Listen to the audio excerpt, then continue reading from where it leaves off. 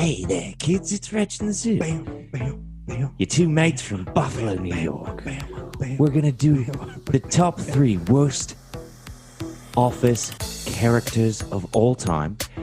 We took some polls, we took some results. We're also going to talk some sports as the Buffalo Bills have taken over the 716 in terms of attention, in terms of swagger, in terms of confidence. The entire region is reeling.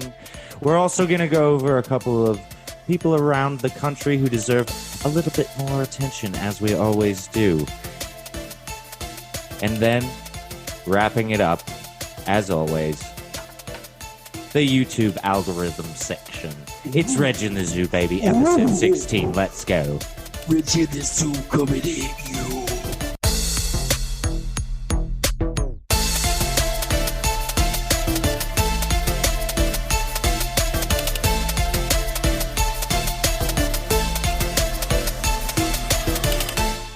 Whoa! So yeah, it's episode 16 here in Buffalo, New York. What's Buffalo the date local. today? What's the date today? Today's October 6th. It is currently 8:18 p.m. 8:18 p.m. on the East Coast. We're not live, but we're here. It's Reg in the Zoo. We're doing our podcast. We're doing our thing. That'd be a good slogan. Reg in the Zoo coming at you, or maybe I thought you said coming in you. It could be Reg in the Zoo coming at you, coming in you, coming on you. No, none of those. Scrap all 3. This is Reg in the Zoo coming on you, brother. And then you got to say brother after because it's yeah, brother. Oh, we're but gonna come. All right. That's enough now. That's enough now, Zoo. It's getting a little TVMA up in here. Yeah, because it's NC-17, we got no rules here. We can do whatever we want. That's why we do this. No, but seriously, we're here.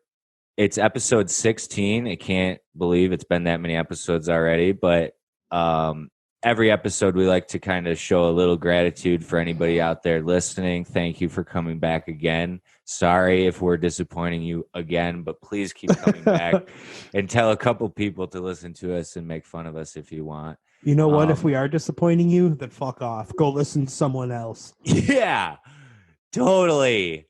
But no, our intentions here, though, we want to have some good times. We want to talk about people around the 716 that deserve a little bit more attention, possibly outside of the 9 to 5. This has kind of been our side gig swig. Personally, I've quit drinking. Matt or the Zoo. Matt just started.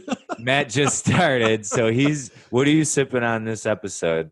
Oh, I'm drinking that Basil Hayden's again. That lager. Basil Hayden, that sipper.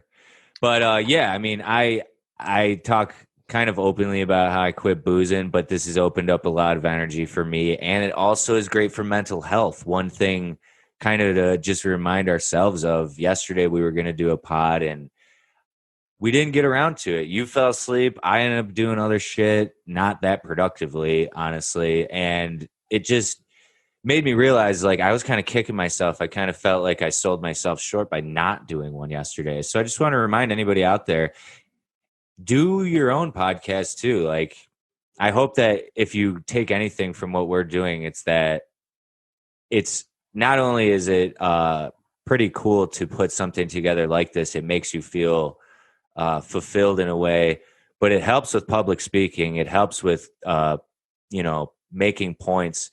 And I even criticized myself on the last episode for saying like way too many times.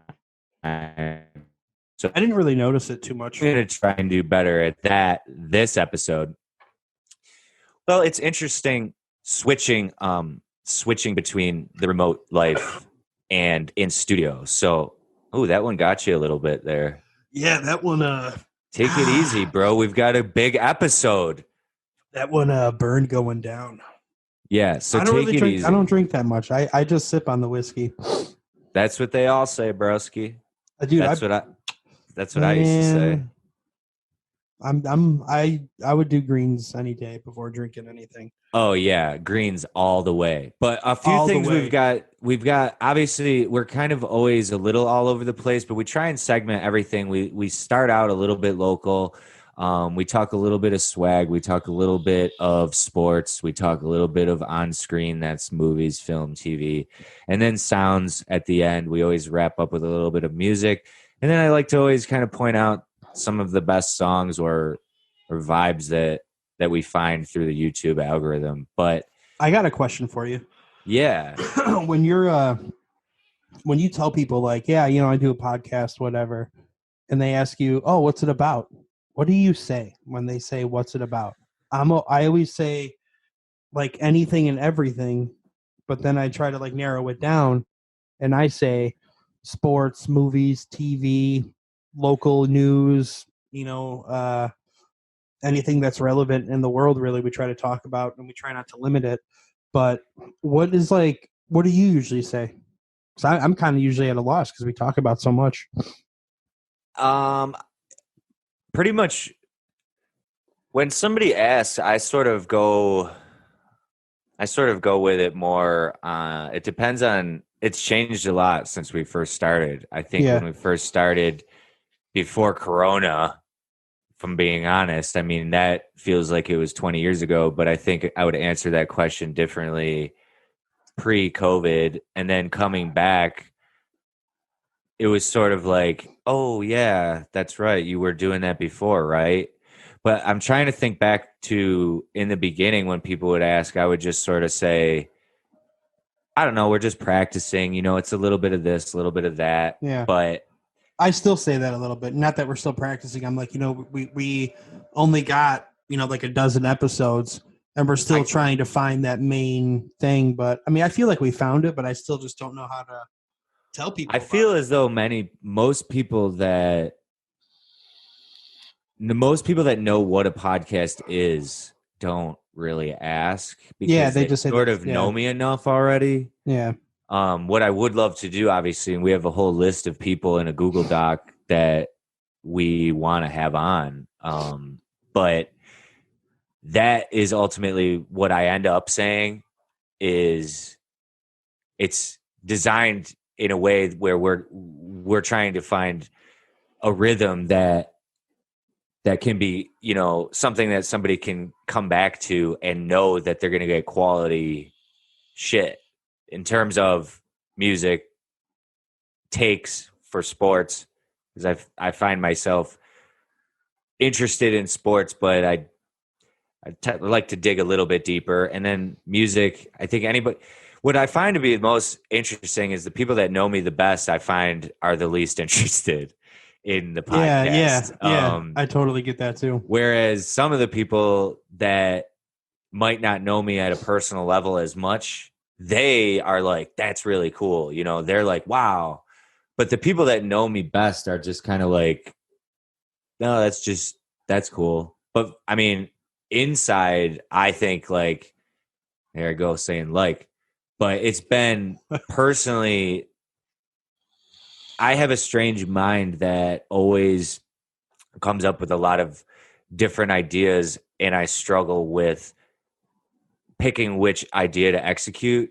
So just having something to execute alone like this, having a show to plan, it gets so many different wheels turning for me that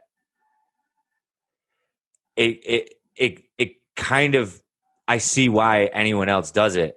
Before we did this, I think I would have, like many people probably look at us, thought, why are they even doing that? Nobody's listening. But it's not that. It's not. It's almost a form of writing out loud. Especially if you put in a little bit of homework as we did today in having somewhat of a structure Yeah. I and agree. segmenting it. But when somebody asks, I just say sports, movies, music, a little bit of everything.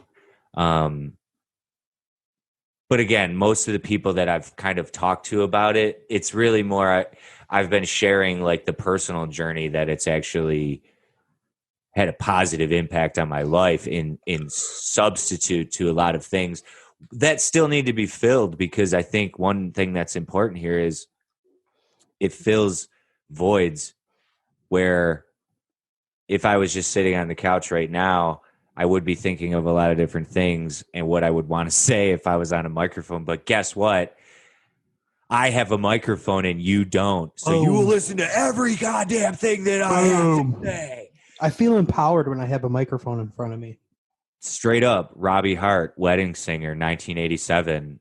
He had the microphone. The guy, remember, he goes back to wedding singing, and the guy's being an asshole in the crowd because he's really terrible. Adam Sandler. The Wedding Singer? Yeah. He goes back after he gets his heart broken, the first one he does, and that guy's being real mean to him. And he's like all drunk and stuff, and he's like, yeah, well, I have a microphone and you don't. So you're gonna listen to every goddamn thing I have to say. Yeah, I definitely remember that. That's a great Adam Sandler movie. His stuff that he comes out with now is but his older stuff. He's got a Halloween movie coming out. What's this one called? It. I have no idea. It's got like a weird name, but he shot it in the off season, which is interesting to think about, trying to shoot a Halloween movie in the off season. When I was in Salem with Rayleigh, we went to Boston, but we stopped in Salem. I was talking to a local in the Salem Wiccan museum. One of them, there's like 5, but it was like one of those cheesy museums, but there was a local that walked you around, and there was just a lot of old fashioned, like almost set design things, almost sort of wax museum-ish / set design. And there was this huge, almost like a chapel, but each section you sat in the middle, and each section would have a hot light, and it would read through the Salem witch trial to you. Well, I ended up talking to the girl that was leading us through the tour, and she was telling us that when they shot Lords of Salem, one of Rob Zombie's lesser quality movies, they shot it out of season in Salem. But so many people come to Salem that time of the year because what we were talking about, that it's the Wiccan New Year. Yeah. That actual Wiccans go there, not like people like there's Hocus Pocus people that go there for Disney to see the Disney Hocus Pocus house, but then there's actual witches and warlock people that go there. Hold the phone. You can go see the Hocus Pocus house. Yeah, I believe so. If you're I didn't know that was actually in Salem. I figured that was just like an LA house. That is really cool. I would have to consult with Nick. They did end up going there. Nick Sheeter. Oh, instead of last name. I don't think that matters. But Nick and his wife, they went there. But when they were shooting Rob Zombie, Lords of Salem, they were tossing out. They had to use like fake leaves because there was no leaves. So think about being on a set, throwing up fake leaves over and over for a Rob Zombie movie. That's working in the industry right there. They did that on the original Halloween movie, actually. Shot it in the summer and had to recreate. So they shot it in California, and there was palm trees and all this shit. And they had one bag of leaves that they got from wherever, like across the country at somebody's place or whatever. Yeah. They just collected leaves, and they kept reusing those leaves, like throwing a couple in front of the camera. Yeah, you got a leaf guy? Yeah, we got to collect these leaves. I mean, like, how crazy is that? And in a couple of the shots, you can actually see a palm tree in the back of it, actually, in the original Halloween, John Carpenter's. That's pretty funny. Hey, it's that time of the year, though. Movie magic. Locally, the Bills 4-0, huge. I think everybody and their brother would admit that's got to be the most noteworthy thing in our region, especially considering what's sad is I drove by Nichols High School yesterday, and I don't mean to shout out Nichols, but They're just where I live. But I saw a field full of young athletes playing several different sports and didn't see a football team. And high school football in New York is basically not existent. I talked to a few different coaches, and there is some semblance of some flag here or some flag there, workouts and remote and all this shit. But it's just so sad that high school kids don't have football. But other kids that play, like girls field hockey is playing an inter squad game. And then in a field over, there's 50 kids playing a soccer game. And then 50 yards over, I couldn't tell what the fuck they were doing, playing grab ass. But it was sad to see that. That's something kind of local that I saw that it's disappointing. Luckily, we have the pros. Luckily, we have Josh Allen. Dude, imagine. A fucking new hero to look up to. Imagine if we didn't have the NFL this season. But yeah, dude, the Bills are fucking killing it. I love it. I was a little nervous for Sunday's game. I got a little nervous there for a little bit with that shitty call. The touchdown that Brown should have had. I mean, you don't know what they're looking at sometimes. It certainly is ambiguous, some of the refereeing. I actually had a theory, now that I have a microphone, a couple of years back. They switched from, well, they didn't switch from, but they changed their review system and everything goes to New York. You'll hear them say, we'll go to New York. The review goes to New York. If you remember, they would walk over to that little thing and look into that monitor, and the referee that was there I would remember make that. the call. Well, a couple years back, they switched it, and I think the referee kind of still goes over somewhere, but I think it's more just to touch base with New York. And I had a conspiracy theory a few years back that went as far to say that you could edit in real time if it was a matter of a quick edit. You could change, you could add a little green in between a white spike and a sideline, or you could actually do that in a matter of, if you had the best editors ready to be able to do that, it would be very difficult. But there are people out there that could do it. A, B, everything goes to New York, which is so Star Wars Emperor, like go to the war room in New York to have what's supposed to be, I guess, like an unbiased source make the call. But then you have these moments where there's 7.8 billion people watching a game and everyone's looking at the same thing, but somehow they still call it the way the ball's over the line, the guy's catching the ball, you slow it down into supersonic, inhuman eye speed perception, and you could make it seem like it's not a catch, but the fucking guy caught the ball on the goal line. The ball breaks the goal line, it's in. That's what I mean. Like half the time, like say like when the quarterback's running it in, they get it right past the line, and they're like out of bounds. Their whole body's out of bounds for the most part, but their arms like reaching in, and it passes the plane. So it's like, right. How does that count as a touchdown, but his doesn't when he's inbounds like the entire time? I don't know. It was annoying. Yeah. He even stepped over the plane too. Like, I don't know, whatever. But we won anyway. Invisible plane. Yeah, the Bills are 4-0. It's a good time to live in Buffalo for that reason. If we were 0-4, speaking of people are always a lot more shitty here. I don't know how it is around the country, but people really do live and die by how the Bills do. Yeah, like it's kind of all we got sometimes. The ebb and flow of Western New York. What were you going to say? Speaking of the instant replay, did you know that the USFL invented the instant replay? They made it big, and then the NFL ended up adapting it from them? On a broadcast, correct? Like on a TV, like during a game, the slow motion replay, I think you're referring to. Yeah. Yes, I think I did know that. There was a really good documentary on how the XFL actually led to most of the best parts of broadcast football now. Yeah, it was the one I saw. It was a 30 for 30 called Small Potatoes. It's about Donald Trump and the USFL and how he kind of sabotaged it because he wanted to be an NFL football team owner, and Of course. they wouldn't let him be an owner in the NFL. So he had to like ruin this whole other league, which I think it'd be cool if there was another football league that was legit. They had one going. The AAF was okay. They also had the XFL was just going, and The Rock just bought that.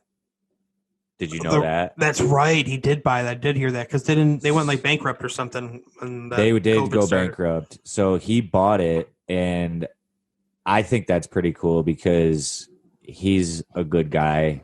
He'll do good for that. He'll do good for the game. How much did he buy it for? I'm not sure. I bet you he got a good deal on it. Wonder how much. To be honest with you, I wonder how much he's worth because I know Vince McMahon's worth a couple billion, like 3.5 or something. Is you flick through these channels. Oh, I actually made a sighting in a wrestling match. My brother sent me a video. I don't know who this dude is. I'll have to get back to you. But a guy who looks sort of like Reg made an appearance versus Matt Hardy on whatever. I think it's All Elite AEW or maybe WWE. No. He's in WWE. The guy that looks like me. He just wrestled Matt Hardy, who's one of my favorites. Still kicking. But Chris Jericho has his own on TNT called All Elite Wrestling, and I just think it's cool that he's got his own podcast too. Actually, I think Chris Jericho. Do you remember Y2J? Loved it, dude. I loved Y2J. Do you remember how big of a countdown it was? Do you remember how serious that was? All for just Chris Jericho to come. That was the most overhyped thing I think in my entire life. Y2 Jericho. No, he comes out.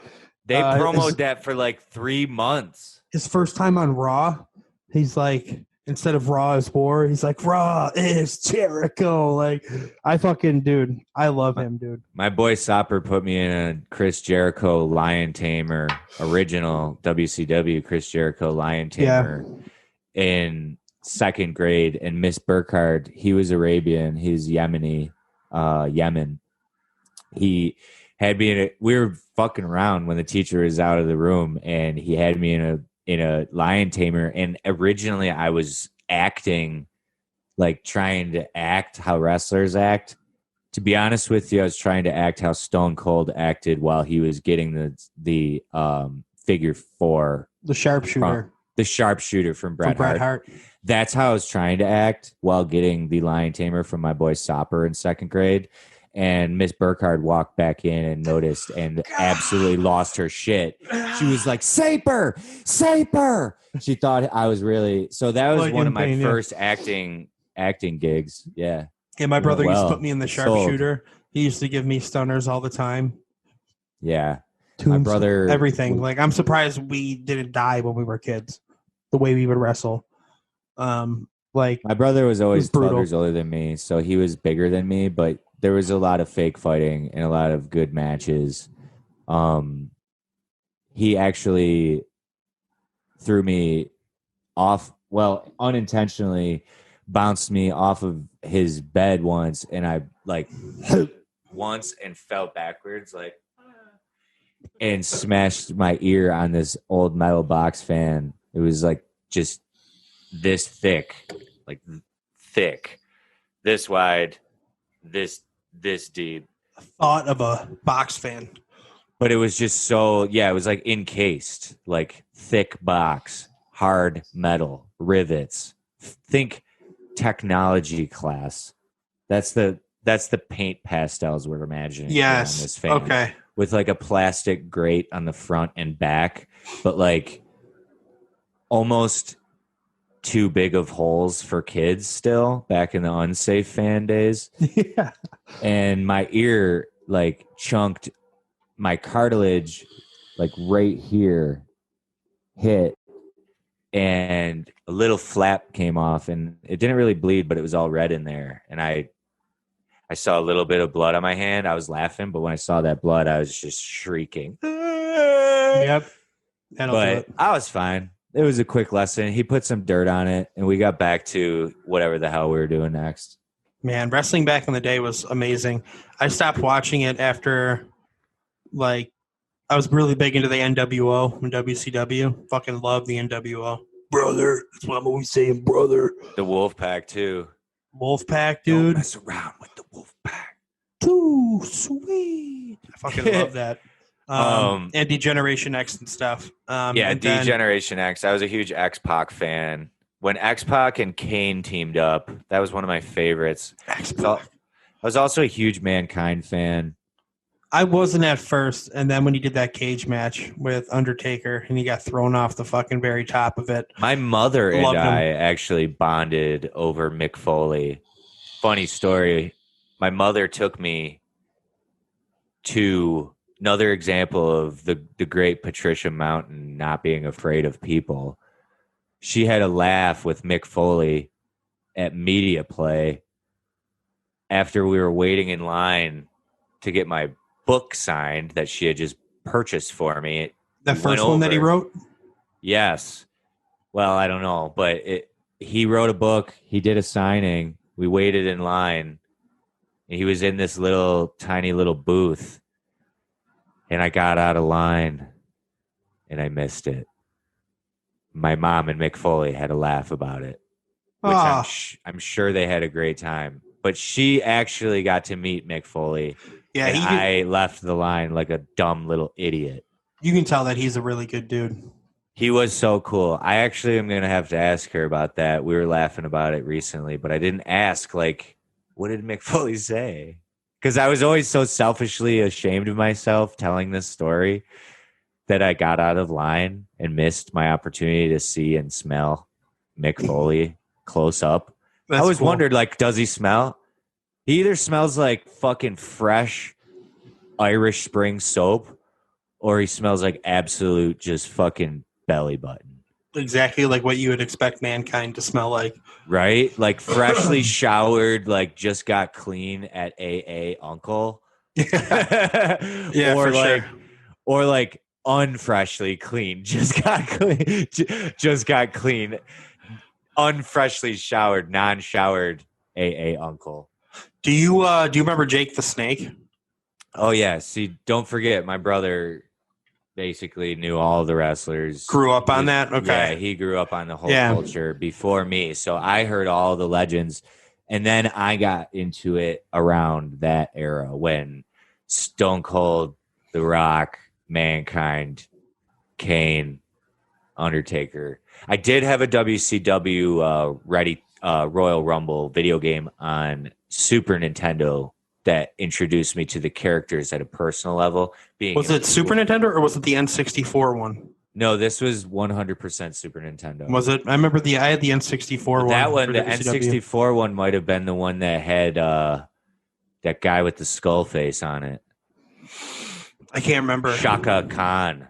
I think so. And they had like Rey Mysterio, then like this dragon dude and shit. Oh, no. I apologize. I said WCW Royal Rumble. I meant WWF Royal Rumble on Super Nintendo. Yeah. That had like Mr. Perfect, Undertaker. Mr. Perfect. Kurt Hennig is his name. But there was a game that I played on N64 that was absolutely one of the best games ever. And I played that and I stayed up super late with Zach Suharski at his house for slumber parties on his bunk beds playing that N64 game because I did not have N64, but that Royal Rumble game was so fucking sweet with Sting, Booker T, Wolfpack. Oh my God. Rey Mysterio. That game was sick, dude, because you threw someone out and someone random would run in. Yeah, no, I love, dude. Sting's one of my favorite from WCW. That was 3-dimensional, that game, if I'm thinking of the same one. I might be thinking of a PS1 game. Well, that's the whole thing with N64 is they were the 3D. That's what I thought. I'll have to look it up. Well, there were some PS1 games that weren't really 3D. They were like 2D. Yeah, like Warzone. And you'd walk in like... I had PS1. It was Warzone. I think it was the first WWF game on PS1. I had that. Yeah, I remember playing a game called In Your House on PS1. And it's like the ring was in the middle. And then you'd have guys Like, say, here's, my mic's the ring. You'd have the guys walking in sideways towards the ring, and it would just be Yeah. that view of it. There wouldn't be any camera movement or anything. It would just be, Yeah. There were fixed some zoom. good wrestling games on PS1 now that I'm thinking back. There were some really good games on PS1. Yeah, dude, there was a bunch. First one that That was I like had the when I was last a time kid. I ever played games that weren't sports, really. We used to do like Final Fantasy and stuff a lot. Yeah. That was huge on PS1. There's another one called The Legend of Dragoon, which was a really good fucking game. Dragoon. I think Dragoon. I've had Crab Dragoon before. Crap, Dragoon. No, yeah, it was like a Final Fantasy type thing, but you would summon dragons instead of like, big giant whatever you'd get in Final Fantasy. There was always cool shit, but Final Fantasy, I used to just, I think everybody would use you play for like the freaking the cinematics in the movie. They would have these awesome movies in the games, and there was just like couldn't wait to get to one of them, and they'd be like 15 minutes long and be like the coolest fucking I video. wasn't into that personally, but I could see that. I did get into that value on the only game that I ever beat, which was Assassin's Creed 2 on Xbox. But I did enjoy the movies on that and the storyline. The ending of Assassin's Creed 2 is still one of the best storyline endings of anything I can remember. There's so many video games with awesome storylines. I was just talking about how you could be basically a script writer. I was talking to Jael at work. You could be a script writer just for video games. Yeah, so at the school I go to, they have it's a whole degree program for creative writing, and it's for entertainment, like for movies, video games, TV shows, journalism, like sports broadcast, like anything. It's fucking sweet. I've heard of those ones. I never thought of a video game writing major though. Or not a major, but like actually just it made me think of Grandma's Boy, how they work for that video game company. How cool of a job would that fucking be? That's what I'm saying. Like, to be a production company, but you produce stories that are video games, and then you have like, instead of web developers, you just have a few developers, but obviously easier said than done finding people that could design video games, but that would be a sick company to have. Hey JP, how much do clothes cost in the Matrix? I mean, think about how we design. We do digital marketing. Quick ad. This podcast is brought to you by Bean Media Productions. We work for Bean Media Productions. We do digital advertising, video, web design, pretty much anything to try to help people get their story out in marketing ways, but through the digital way. But in terms of design, creativity, writing, it really wouldn't be that much different to be like a video game company in terms of workflow and concepts, because you would be almost like making movies, but you'd also be creating stories and creating almost like a user experience where you'd have to think like 3 clicks ahead of like for the user. And it's fantasy, so it's literally just pure imagination that you're using for these video games, like The Witcher, The Witcher's like has a book behind it, but like the Final Fantasy games, any of that stuff, like coming up with these storylines and everything that are so complex. I mean, some of these games, like some of the Final Fantasy games, take I think 40 hours of actual gameplay time to beat, and it's crazy. Yeah, and the stories that go along with it are great. Well, I figured we should probably transition over. We'll take a quick break here and we'll come back. That was a little bit of local. We kind of get all over the place here. Yeah. But we'll come right back with sports, and then we're going to have to wrap it up soon because you got your game in a little bit. Yeah, I'm not too worried about it though. Let's take a quick break because I actually have an ad that I'm going to play for the viewer because it's fucking hilarious. And then we're going to come back with a little bit of sports, but really we're going to focus mainly on the results of our Office worst cast member ever results. So quick ad. We'll be right back. I think you might be surprised by mine. So definitely stick around. So that was the throwback ad of the episode I saw on Facebook. Rayleigh actually sent it to me, but It said commercials were wild in the 2000s, and it's two dudes in a high school, and they're hanging out, and one of them goes like, and they go to sneak into the bathroom together, and it says, "Are they smoking or are they gay?" I think I found it here. But I had to throw that in for the throwback ad of the week and get back Oh to my God. I just throwing found in. it. Yeah. Oh, look at them too, dude. They totally look like they would be. I mean, not that.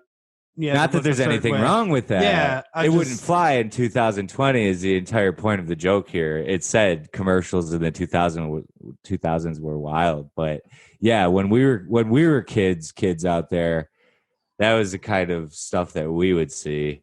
So yeah, be thankful for what you got today because you can do whatever you want. You can smoke, you can be gay, you can do whatever the fuck you want. There were still cigarette commercials when we were kids. Yeah, and we quit smoking thanks to vaping. So hopefully that's okay. But if you're an athlete, this is healthy for us. If you're an athlete out there, don't vape, don't smoke, don't do anything. Keep your bodies nice and strong and healthy. You can always do shit when your athletic career is over. Speaking of athletics, we're going to do a quick sample of sports. I just wanted to touch on a few things, but I did want to point to our Instagram. Always check out our Instagram. We like to share some interesting things on there, but one of the things is I do one of the highlights is the hashtag weekly snatch, which sounds so gross and weird, but it's actually just the best catch of the week. There were 3 amazing catches for the Buffalo Bills this week. It was hard to crown one. I personally, just because it was a deep ball and I'm a quarterback at heart, I crowned Stephon Diggs on that deep moss ball that he just went up and then went absolutely afterwards. But John Brown, close third. And then Beasl's. That's probably the catch of the day for me, actually. I know. It's so tough to not give it to Cole Beasley on the weekly snatch of the week here, but that catch on the goal line by Cole Beasley was also incredible. I call him the rodeo clown because he's straight up. He's just a Texas rodeo clown, man. He's so tough. He's so quick and fluid and fast. And he just gets like up over the wall right before the bull comes and stabs him through the heart, seems like every time he catches the ball. Yeah, he's awesome. I love having him on our team. He's one of my favorites. The receivers this year. It's just so crazy, like being a top team. We've gone so long with just not even being recognized. Yeah. And now it's like during every game that you watch now, they're talking about the Bills. Mm-hmm. That was never a thing. Right. And, unless it was early 90s, mid 90s or whatever, that hasn't been a thing since. But now it's like people are talking Josh Allen like all the time. And right. It's just how fucking sweet is that? And that's a touchy subject for me. I would love to ask you what you think about what do you say to the non-20, the skeptic pre-2020 that is the person that might have not believed that Josh Allen was good enough, but also the Bills fan generally. Are you opening up the doors to get on the train, or are you shutting them as far as letting people on just the Bills train generally? Just because we're doing good now. Yeah, do you feel like hop on the bandwagon? I want to know what you think in terms of if you had a guy come up to you on the street and say, I never was a Bills fan before, but I got to be honest, I am now. Would you be cool with that, or would you be like, fuck off? I think just because I'm kind of an asshole, I don't really show it too much at work, but I'm definitely an asshole. I'd be kind of pissed that guy'd be doing that. But like, what about all the other years? That's kind of how I feel about this situation. I see the love coming in, and I'm kind of getting a little bitter already. It's kind of like, guys, you guys fucking hated us. Yeah, nobody wanted to give us a shot, especially because of Allen. Like, nobody wanted to give that kid a shot. Nobody wanted to admit. He wasn't even prospected when he was in high school by anybody. Yes. For colleges, and like that's what's really cool. I hate to be that guy right now, but I'm going to be. I saw something the first start of Allen's career. I know he jumped over Anthony Barr in that Vikings game, and everyone was like, "Wow, athletically, this guy's special." But what I saw was what I have to come up with a reg term for it, but I call it the wild eye, and it comes from playing the sport and playing sports generally. That there's a certain uh there's a certain look in someone's eye when shit hits the fan that you can either tell that you'd get behind them or you would leave them to die.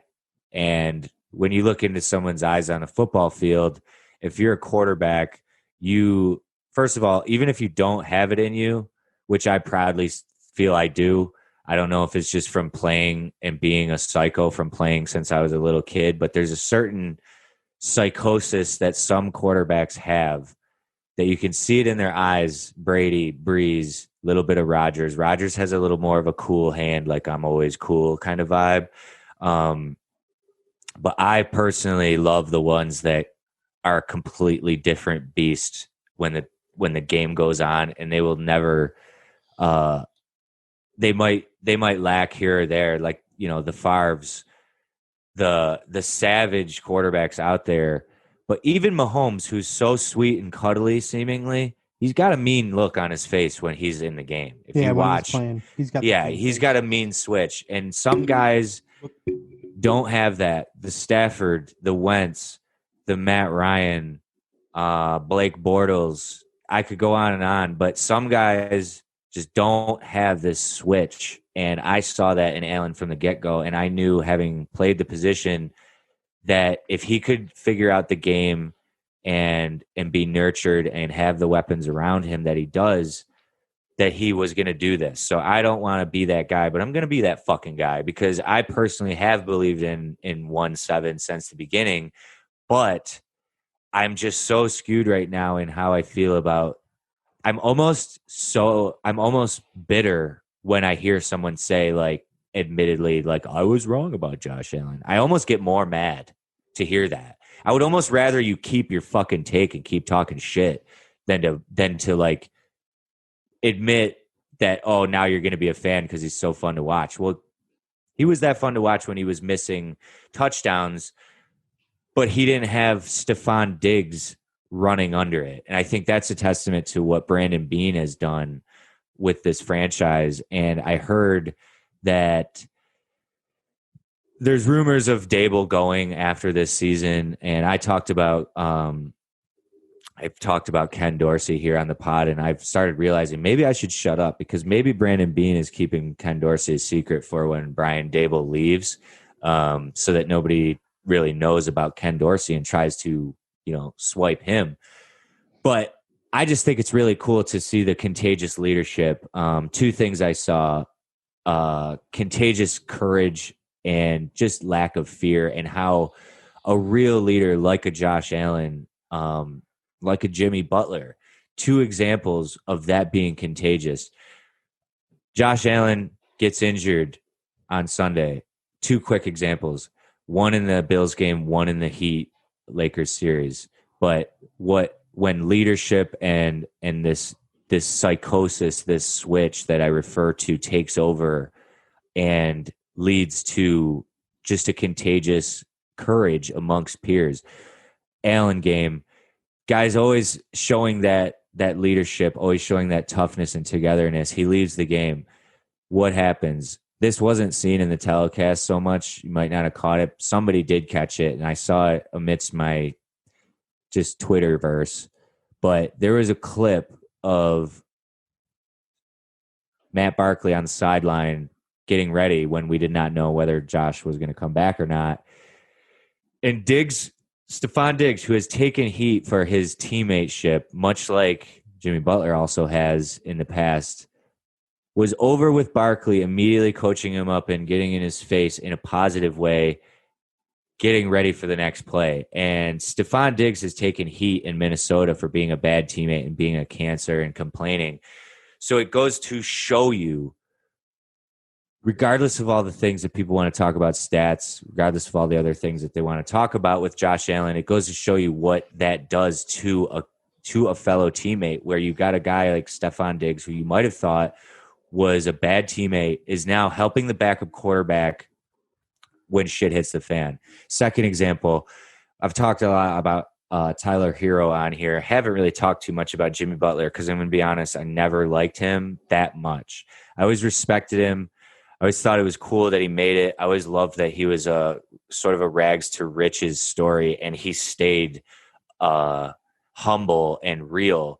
But one really cool thing that I saw in this Lakers series, the Heat lost two of their starters, Bam Adebayo and Goran Dragic, who have been huge parts of their success in this run to the finals. They lost them in game one. So basically they were written off as a sweep. And Jimmy Butler comes out in game 3 and has a triple-double and doesn't even attempt a 3. But Tyler Hero, the 20-year-old kid at the end of the game, who's admittedly already fearless on his own accord, but having a leader to look up to and having a guy that's out there leading by example and showing that he's not afraid of fucking LeBron, well, guess what? Tyler Hero's not afraid either. But if Jimmy Butler's not showing that he's not afraid, then they're already down 3-0 and it's a sweep, and we're talking a completely different conversation. But again, the purpose of this pod, to obviously give credit where credit's due, report some news, but also just talk about some of the things that we value. And I just thought that was so cool to see a couple examples of leadership. And there's a really cool video out there on YouTube of Josh Allen. I'll share it somewhere in the comments on YouTube here, but it shows his entire arc from when he got to Wyoming and when he left and what he did for Wyoming football. And it's just really special to see. You'll have to check that out. I'll send that to you, Matt, so you can see that, because it's just really cool to see. He's doing a very similar thing here. It's almost like if you ask somebody from Wyoming who had followed Wyoming football, I bet you they would be like, man, you're really crazy for this. Kid's got just like an extra X factor that just elevates people around him. And that's just so special to see. Yeah, you can see that the players rally behind him too. I mean, I was getting nervous when I saw him grabbing his shoulder, and then you're just like, oh, come on, dude, no. Because it wasn't even on one of those plays, because, like he has to get yelled at by the coaches to just go down and not get tackled, and it wasn't even one of those plays. It's just like, right, trying to do the right thing, and then that happened, and it's like, no, I don't dislike Barkley, but well, you hate to say this, but he's a big, strong kid. Unlike some of these other guys that, like Baker Mayfield, he tries to be thick because he's small. I love that he was the Heisman winner and Josh Allen wasn't, and he was like the second QB or whatever to go. I don't know. I love that we got Josh Allen. I did not want Mayfield at all. Yeah. I didn't think Mayfield was a good fit here, and I didn't think he was a good fit in Cleveland, but they actually don't look too bad. They're doing good, dude. They had a killer game. They have a great run game. One of their running backs did get hurt. We'll have to keep an eye on that. But it's been an exciting year in the NFL so far. Hopefully that keeps up. I wanted to tell you, unless you have anything else on NFL, I wanted to switch over to motorsports because I had something for you. Yeah, go for that. I want to hear what that's about. Yeah, so I was flipping through the other day, and I saw this show called Doc-Master, and I'm like, what the fuck could this be? So I click it, and it was on Vice, which I've always loved Vice. They do pretty awesome stuff. They have such a unique style that's like broken down and kind of handheld and natural that it almost makes you feel like you are there. And I love that. I love that style. But I love Vice. This show, Doc-Master, it's shot in exactly the way that you hope if you're a Vice fan. But it's about this dude, and I can't think of his full name, his real name, but he is like quote unquote the Doc-Master because he is unbeatable. And they race these it's down south primarily, and they were traveling all over from Atlanta to New Orleans, Georgia. I know I said Atlanta, but they were in several different places. And they were doing drag, but they were doing drag racing, not dressing up in drag, but drag racing. And they were doing, they're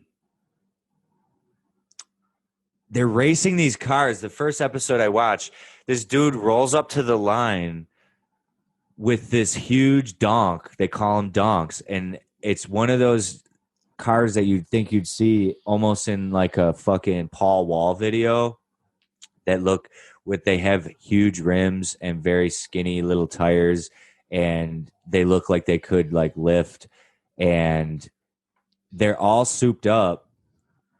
And this one car had 1,500 horsepower, but they're so crazy. heavy that they have to have this horsepower. And I'm not the most knowledgeable in terms of cars, but my girlfriend is. And she was just telling me, like, you need so much horsepower because of how heavy the car is. And he races, the first race I watch, this dude from another race team somewhere else in the state rolls up, and everybody wants to race the Donk Master because he's like unbeatable. He's like the legend. And if you race him, you get clout because it's like, I ran with the Donk Master, and they all bet like 2 G's a race up to like 10 G's for one race.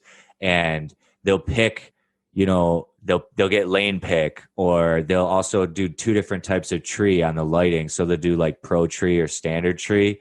And I can't remember which one's which. One of them is like the 3 lights, ding, ding, ding, green. And then the other one is just all 3 yellow, green, drop. And it was just really amazing. I think you'd really like it. But the first episode he races, this dude brings in 2 Corvettes, 305. I think they kept saying 305. And carbon fiber body. This one dude's like, yo, that shit is like 3,000 pounds less. There's no way you're going to beat this fucking car with that fucking big ass donk. The donks have nitrous. So it's not only a different style of drag racing, but the donks themselves, you have to race them differently. So he races this donk versus Corvette, and he fucking smokes this Corvette. But he races other dudes with donks, and they time their nos. I felt like I was watching Fast and Furious, and I was 12 years old again. It was pretty cool. Yeah. No, dude, those things are sweet. My uncle actually has a drag car, like a legit one. It's got like 1,300 horsepower or something. It's really with crazy. Like the long skinny body. No, he doesn't do the funny cars. Oh, okay. Do you know what kind of car it is? It's a Camaro. Nice. It's like a 90s body Camaro. I mean, I guess it's kind of long and thin, but it's not like that super long where you got I was wondering like bicycle tires in the front. Yeah, I had an uncle make one of those. Yeah, those are like the funny cars. But it's kind of like that, kind of longer and thinner, with like the giant ass back tires, smaller. Yes. It's fucking See, sweet. that's cool. the shit that gets me excited. I feel like I go into like a past life. My father actually, I've told you on the pod before how he used to be in the pits for Steve Collins, sprint car racer, Doc Collins, the flying physician.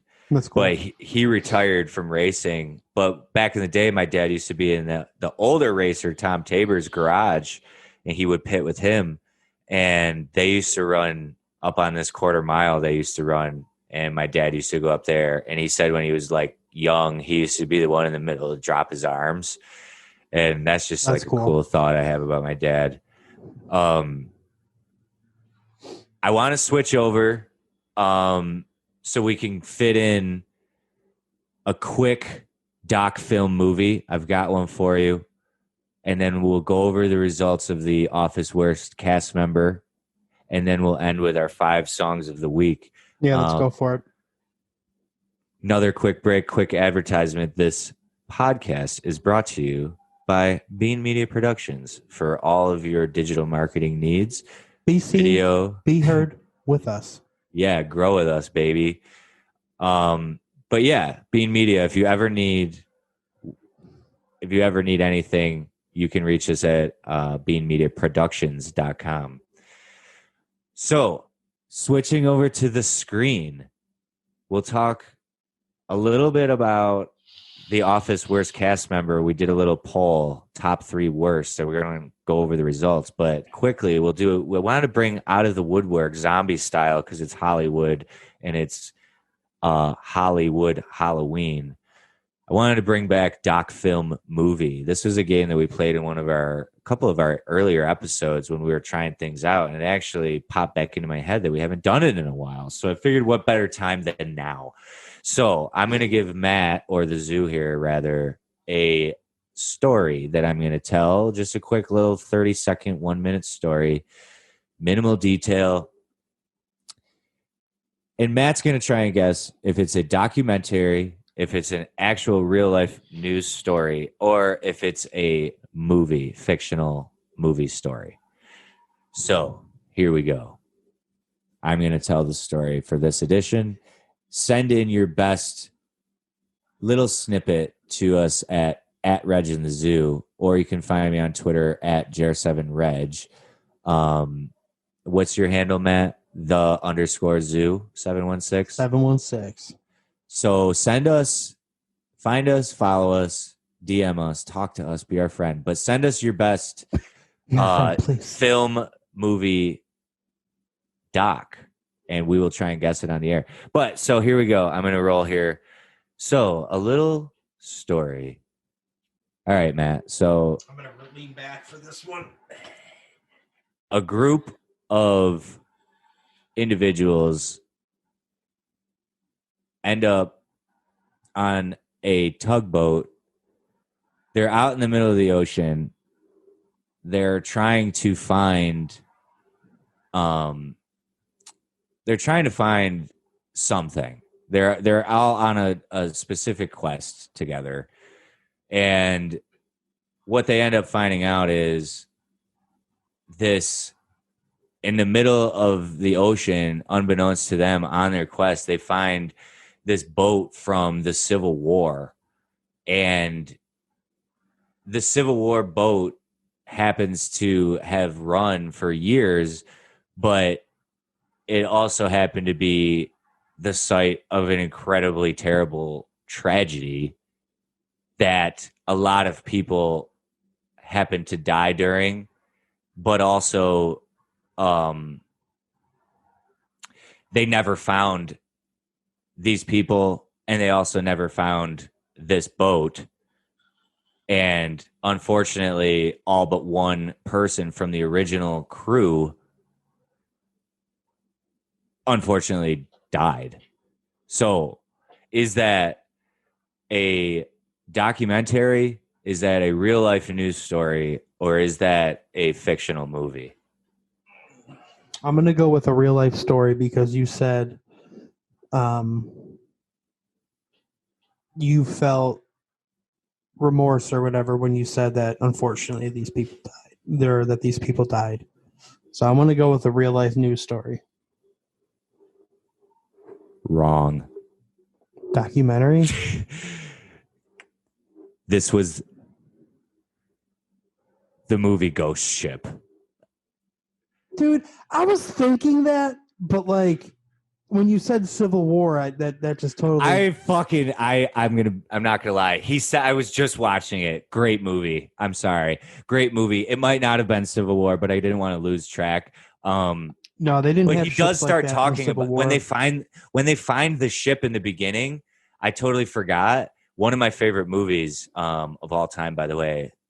But when they find the ship, he says something like the one dude knows exactly what the ship is, which I never remember. The main guy, like their leader, like because they're all like underwater welders and shit. Yeah, like, that guy also plays the devil in End of Days, which you have to watch. I do know that. I have seen the tiniest bit of End of Days. And yeah, you got to watch it now that we're older. It's a great movie. Yeah, because he's in The Usual Suspects as well.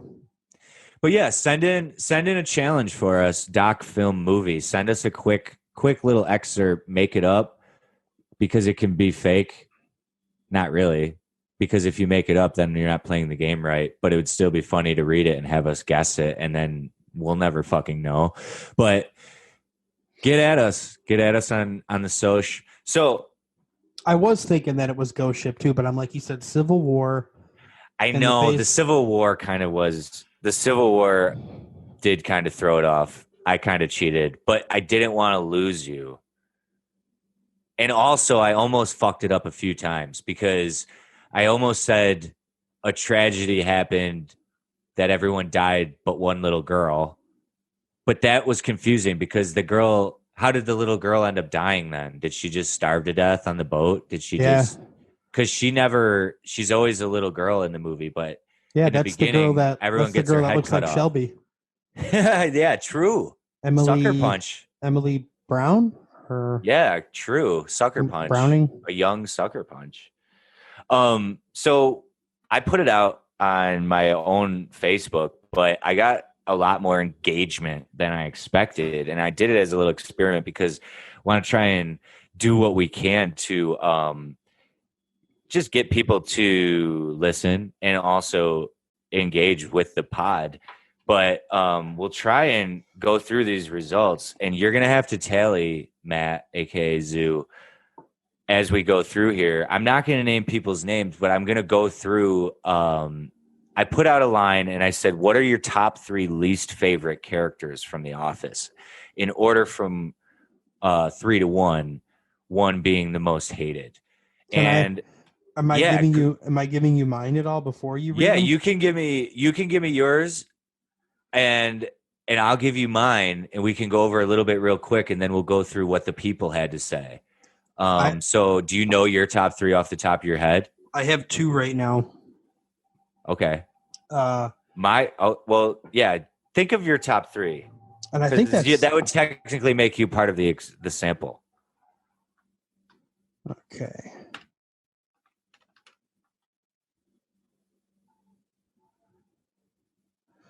All right. So I definitely got my 2. I got my 3. All right. What are they? All right. So Pete Miller. Who the fuck is Pete Miller? And Clark Green are on there for sure. They're in the final season. Wait. You might have gotten this competition wrong.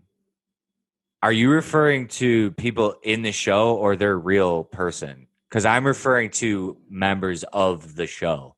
These are their characters' names. Okay. Just wanted to make sure because I didn't know who the hell you were talking about. Yeah, Pete and Clark. Is that the interns? They're not interns, but they're temps. They're from the temp agency in the last season.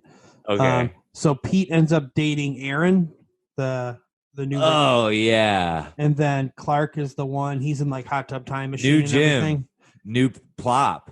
No, Pete is Plop. New Dwight. Oh yeah, Pete's Plop. Yeah, that's right.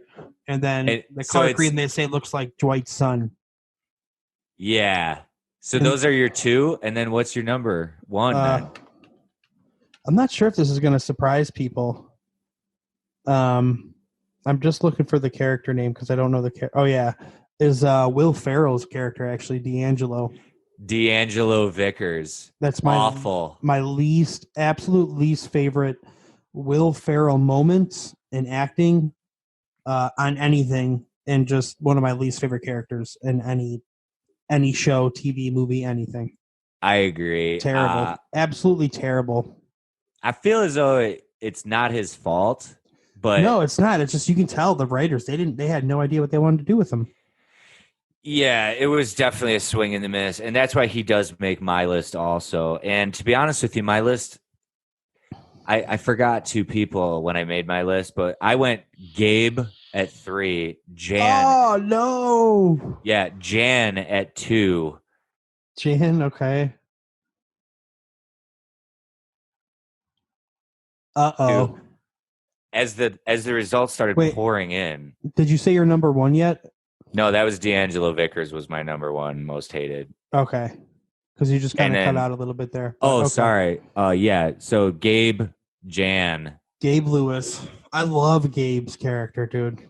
Oh, I see, love it when what's his face Andy's talking with Aaron, and then he goes into Gabe goes into the bathroom to yell at Andy, and he's like, "Stay away from Aaron. I own over 200 horror movies." All this stuff.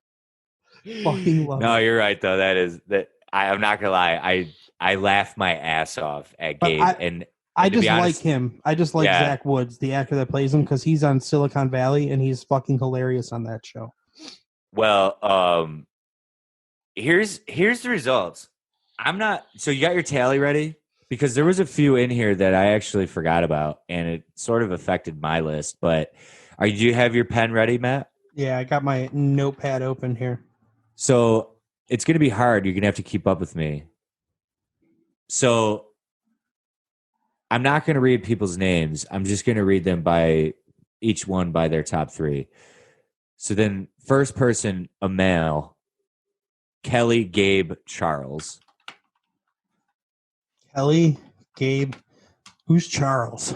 Charles was the black dude who comes in as the manager with the glasses, Idris Elba. Yes, that's right. And he's okay. he's all mean to Jim. He's super mean to Jim. And Jim is a bitch to him, to be honest with you. Jim acts like a little bitch to him. All right. But he was one, Charles, that I forgot about. Jan, Toby, Gabe. What? Toby, Gabe, Charles. Now, quickly on Toby. Toby's designed to be hated, and I find Toby to be possibly one of the funniest. I think parts of the show. I think he's one of the funniest fucking characters. I love the shit he does. I love when he's like trying to do some sort of training and they're all in the meeting and he's trying to get Steve Carell's attention and he's like the ant traps or something or rat traps or something. He's like this is a rat trap and he just like snapping his, oh my God. I fucking Toby and Steve Carell. It's one of my favorite parts of the show. All right. Toby's one of the writers, actually, his real character. I did not know that. I think his name's makes Paul, sense. but he's one of the writers for the show. Kelly, Angela, Ryan, Gabe. Kelly, hang on one sec. Sorry. Kelly, Angela, and Ryan? Oh, Bro, Ryan, yeah. You're supposed to be tallying. I hear you typing. Well, I gotta type out the names. I don't have all the. It's just easier this way. Ready? Gabe, Karen, Bob Vance. I was like, who hates Bob Vance? Bob Vance Refrigeration. What did he do to anybody? Hilarious. He's not even on it that much. And that one received a backup. Somebody said this is correct to that. So 2 people for Gabe, Karen, and Bob Vance. Next, season 1, Michael, Nellie, and Clark. And Nellie was one that I actually also hate. I don't like Nellie, but Nell was so annoying. But I hated the two dudes more, Pete and Clark. Yeah. Somebody said Toby. Man, and then fuck Toby. So that receives 1 vote only for Toby, even though it was said 6 times. And then I have Jan, Ryan, Andy. Well, how can you hate Andy? I hate Andy sometimes. Then you have in the last season, I hate Andy. There's parts where I hate when Andy's being a cuck with Dwight. I really hate that whole part where Andy's literally getting cuckolded. That's so uncomfortable. D'Angelo, Vickers, Gabe, Ryan. I have Gabe got and it. Ryan. Yep. Gabe, Angela, Meredith. Somebody hated Meredith, which I found to be funny. Meredith drinks hand sanitizer, which always keeps her off the hate list for me. Also, when Angela exposed herself by pulling her dress on Casual Friday was also one of my favorite moments of all time. On Meredith. Meredith, where are your panties? It's casual Friday. It's casual day. Yeah. Gabe, Ryan, Will Ferrell. That's another vote for D'Angelo Vickers. And then coming down to the end of the list here, Gabe, Andy, D'Angelo. I have one vote for Pam only. Surprisingly, oddly enough, I have one singular vote for Pam. And then wrapping it up, I have one more that is Nellie Bertram, Holly, and then Zach. But I questioned who's Zach. Is he the intern? Because I thought Steve Carell's nephew comes into the show and he gets spanked. But upon further analysis, it was adjusted. I think I mean Gabe, the one who dates Aaron for a little bit and is a little bitch when they broke up and was crying. Then he hated Andy for getting with her. He worked for Saber when they took over. Yeah. So that is Gabe. Zach Woods. So that is the final count for the 2020 top 3 most hated characters. So who do we have? Do you got the final tally here on what the public has to say? So we compute on our 80s counting machine. So we got 9 for Gabe. 9, Gabe. Is that the most? I believe he's going to be the most. Give me 1 second here. 1, 2. All right, I'm running out of breath. I can't do that all day long. This is where we play the Office theme song. Toby's got 3. Toby's got 3 only. That's I thought he had more. Also surprising to me. Yeah, Gabe's on here the most, so he's definitely in first. Ryan's on here more than I thought he would be. Ryan's on here 3 times as well. 3 for Ryan. Yeah. Which is surprising because I kind of like Ryan. Only 2 for Jan, right? Oh, wait, no, I'm sorry. 4 for Ryan. So Ryan's in second right now. Ryan's in second. Yeah, Jan's on here twice.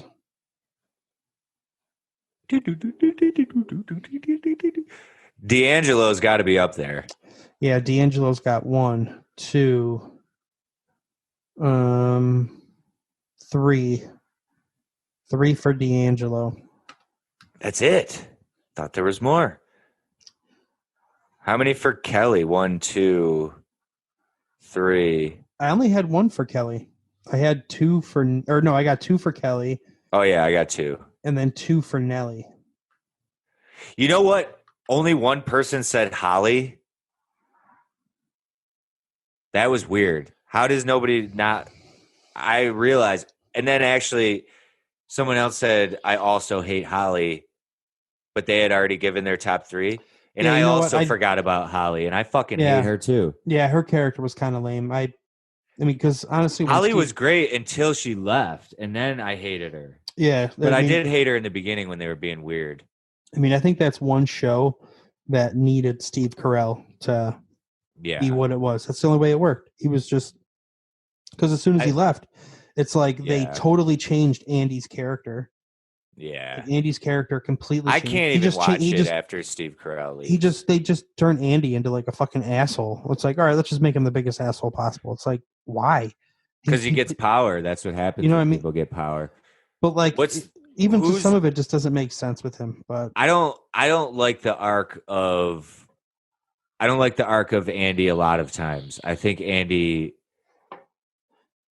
Well, it's because he was always going off doing movies and stuff, like right. They had to cut him out, and then he would come back. Just come up with something. Yeah, I didn't really watch it when it was on TV. I only watch it now because it's got no commercials because it's so much better. Yeah, he's got a couple good one-liners. I like when he goes to anger management, like the first time, but then the second time he's got to go to it, and like Aaron's like, maybe we can go to anger management together, and then Andy's like, you know what? That would actually be kind of cool. I'd like you to meet some of the guys.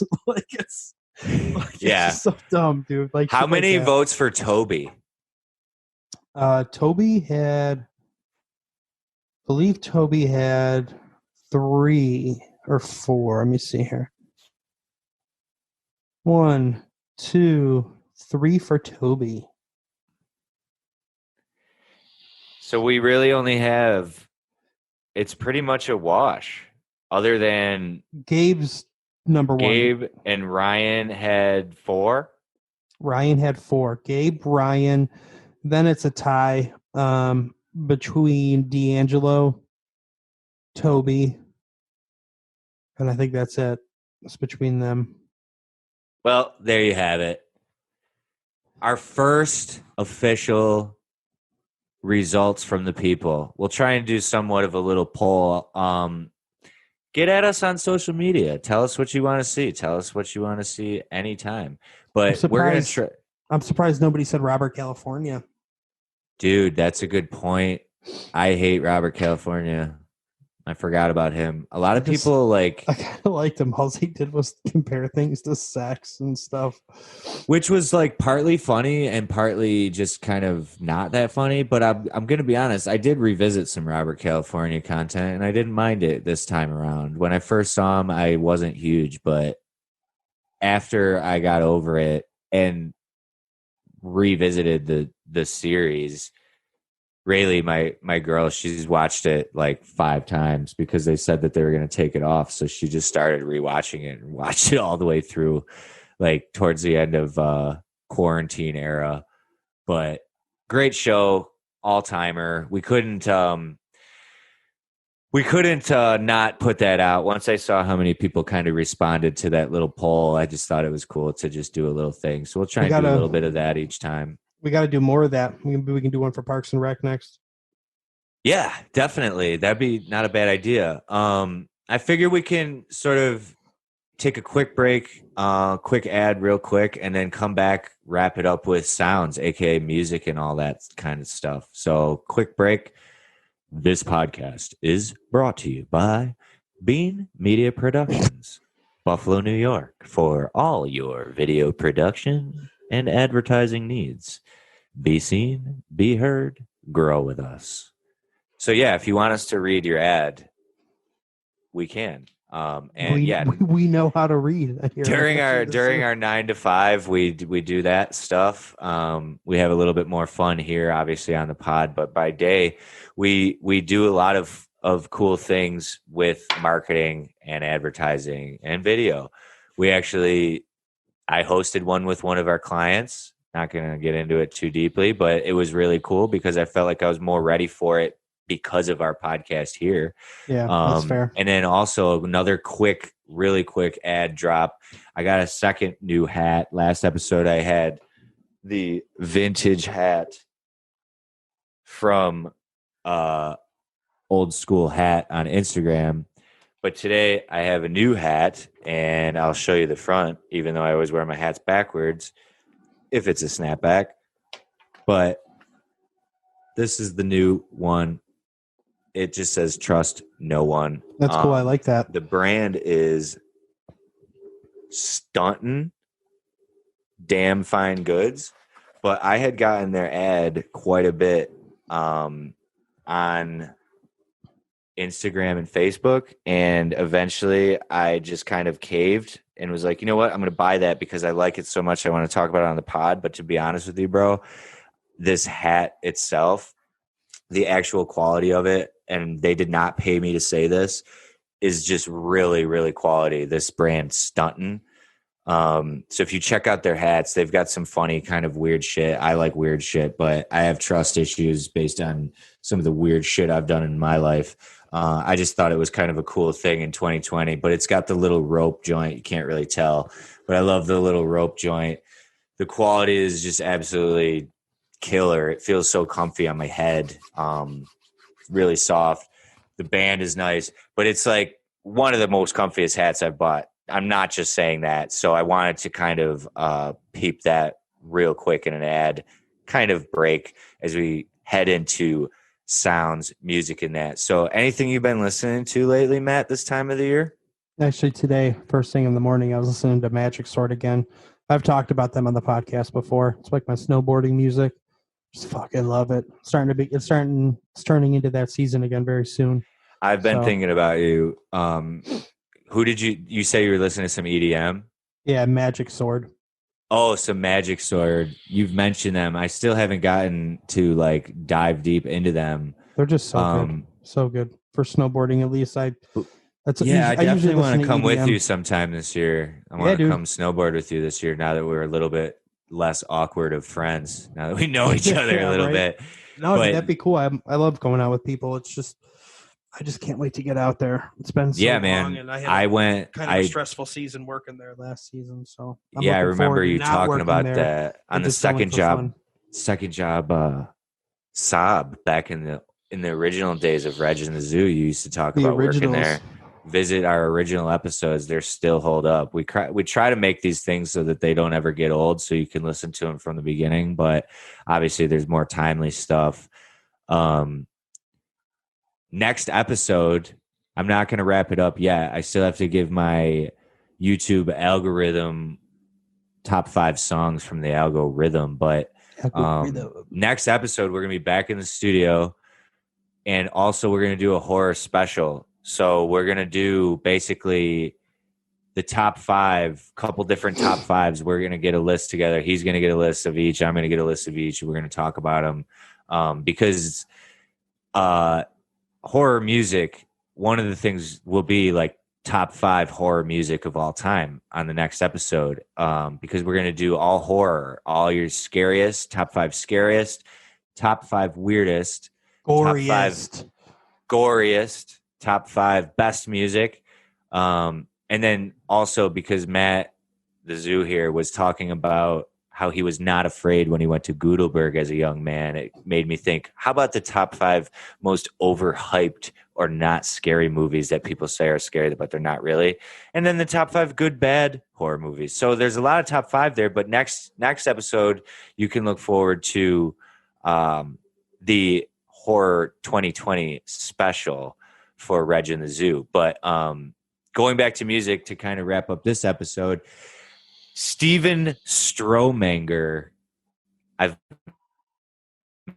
had him on here. I have to get his handle. I'll try and find it before we get out of here. But I found him through a video on Facebook, and he does these loop videos where he's got a design in the background and he's doing live music on loops and he's making custom music right then and there in the video. And each one has just a really random, very simple concept, but ends up being an extremely complicated composition. But I had commented to him on Facebook. He's always really cool. Whenever I post some of his stuff, he always is really nice and like kind of shows love back. So that's why I'm kind of giving him a little bit extra here. But I had said something to him on Facebook like last month about how I was looking forward to some of his Halloween stuff because he just makes like the most kind of trippy, weird stuff. But he's already had 2 of them come out on his Facebook channel, one called Trick or Treat and the other one's called Haunted Mandolin. But his Instagram handle I have loading here is, oh, it looks like he's got a bunch of shit. Apple Music even. I'll give you his Instagram handle. It's MT, that's like Mount Analog. So MT dot analog, ANALOGUE. Mount Analog, creator from Ohio. I love music and art. Keep creating. You gotta fucking check this dude out, man. I just realized his Instagram is lit. It has all of his content on Instagram. I found him on Facebook, but I'm telling you, this kid's gonna go like somewhere. So shout out to him. Also, shout out to Luke Mon, former Bean Media intern, who I mentioned his video with Mile High Music being really cool here on Reg and the Zoo. You heard it first. I saw that it got shared on something through some just a little sort of page like ours will hopefully be someday with a nice following. But I saw that got reshared and had like 4,000 views in like a day. So big things for Luke, man. Also, quick shout out, not on the music side, but on sort of the music side. My boy Bryce from Maryvale has a fashion brand, Cointel. Um, Actually, not sure if it's Co-Intel or Cointel. I would have to talk to him in person, but check out that brand, Cointel. Cointel. He makes all of his own shit. Him and his wife, well, his wifey. I don't know if they're married, but they're a really creative young couple who I could see them making music for. You're gonna see their clothing in a music video here pretty soon, guaranteed. Um, but yeah, stay tuned next week. We'll be doing our horror episode, and you'll hear some of the top 5 music of all time. But really quickly, I will wrap us up unless you have anything else. No, Zoo. I'm thinking about the horror movie episode now. Yeah, I know you're going to be excited for that. So I'll wrap it up here with the algorithm. 5 random songs that came through my YouTube. First one, admittedly, you have to step into my first one with an open mind because I'm gonna hurt some feelings. I'm sure some people will maybe come at me, but African Child by Aldous Snow from the movie Get 'Em to the Greek. They even hate that song in the movie. Yes. So I don't know what popped in my head this morning, but the song African Child by Aldous Snow was just such a comedic genius piece of work because they opened that movie with that video, and it's like a fake music video of Russell Brand, and he plays a fake musician, and they compose this song, but it's all about how like these fake celebrities are basically just taking advantage of the unfortunate people around the world, and like they film him, this rich ignorant celebrity in front of these little African children. But it's just, you have to have a sense of humor. Everybody's a little too touchy in 2020. I just thought that was a good little loosen up, have a good time, enjoy your life with a little African Child by Aldous Snow. Secondly, Tom McDonald. I don't know if you've heard of him, Matt, but a lot of people I'm sure have. He's kind of going viral. The first video I saw of him was People So Stupid, but he's almost like a Tekashi 6ix9ine kind of character, but without the stupid. Okay. He's super intelligent. He's a white dude, and honestly, he does do the thing where he's got like all the tats and all the like cornrows and stuff, which again, some people might say he's like bastardizing culture vulture type deal, but his whole shtick, if you check him out, once you get by like the just utter hypocrisy of what he's saying versus what you're seeing, it's a real weird trip down Americana. He's like an independent rapper, and his bars are unbelievable. Like, he's legitimately an incredible rapper. And a lot of his new stuff is really comical and humorous surrounding our world and how ignorant we are. But the one song from one of his older ones I found on his YouTube, once I dug in there, it was called My People off the album Dream People and the Whiskey Wars. And that song, it hit me. It was deep. I loved it. Like, all the other stuff, the new stuff is cool and all, but it turns out, like, if you dig a little deeper, he was like an addict, super down on his luck, ready to kill himself. And just, I mean, I don't know if he sold his soul to the devil or what. I don't know if he was as good of a rapper before, but his artistic and creativity is just unparalleled. You got to check that dude out, Tom McDonald. But my song I'm recommending is My People from the album Dream People and the Whiskey Wars. Third, coming from sort of the classic period, Three Doors Down, Loser, classic. You couldn't even pick Superman? No, because it's the Reg algorithm list of the week. It's not the most mainstream, but Superman is still a fucking great song. I'm not taking anything away from it. So yeah, if you've heard Superman by Three Doors Down, you've probably heard Loser. But also, kids out there, check out Three Doors Down, Loser. Probably love it. 4. That was their hit after Superman. That was a good one, though. I believe it was a hit track for a movie, but I don't remember what movie. We'll have to look it up. 4, coming in to tease Matt's whistle, to wet his whistle a little bit for the 2020 Whistle. Halloween special next week. Tiny Tim from the movie Insidious, Tiny Tim Tiptoe Through the Tulips. If you haven't seen Insidious, you might not know what the fuck I'm talking about, but there's a really awesome scene, one of my favorite horror scenes at the end of Insidious, with this song involved. Great horror song for the year. But if you check out the video on YouTube, you can see what Tiny Tim actually looks like, and it's so funny, so weird. And then number 5, rounding out my top 5 algorithm weird music of the week that I bring to YouTube and YouTube brings to me, is Lonesome Town by Ricky Nelson, which has become... That's an oldie. Oh, yeah, dude. I have now... This one hits home, and we'll find out. Maybe someday we'll find out we had listeners, because I'm going to drop a quick movie idea. Actually, you know what? We might have to save it.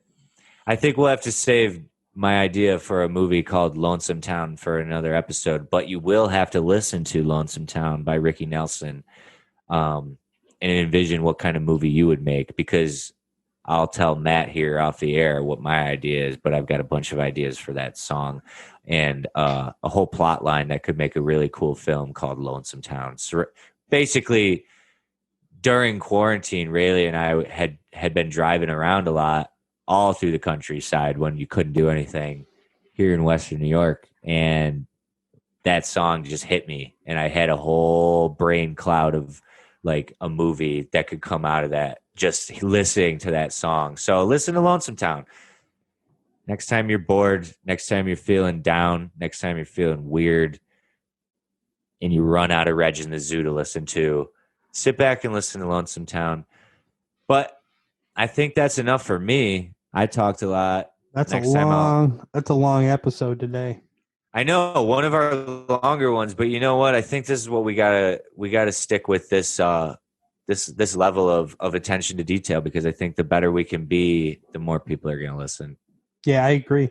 No, I like that. I'm really looking forward to the next episode, Halloween based. Yeah, that one's gonna be big. And scary shit.